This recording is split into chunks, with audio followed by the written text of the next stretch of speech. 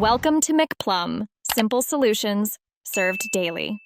In this video, I will show how to make tomato soup with breadcrumbs. First, let's gather our essential ingredients. You'll need about 2 pounds of ripe, flavorful tomatoes like Romas for the best base. Don't forget 1 medium onion and 2 cloves of garlic to build that aromatic foundation. We'll also use 4 cups of good quality vegetable broth, 1/2 cup of fresh breadcrumbs, and 2 tablespoons of olive oil. A little fresh basil, salt, pepper, and a pinch of sugar will round out our delicious creation. Now let's get our ingredients prepped. Start by coring and quartering your 2 pounds of tomatoes, then give them a rough chop. Next, finely dice your 1 medium onion and mince those 2 cloves of garlic.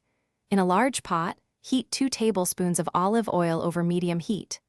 Once shimmering, add your diced onion and sauté it gently until it turns translucent, which usually takes about 5 minutes. This step builds a crucial flavor base for our soup.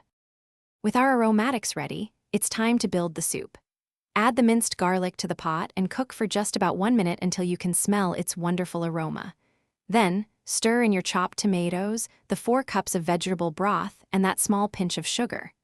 Bring the mixture to a gentle boil, then reduce the heat to low, cover, and let it simmer for about 20 minutes.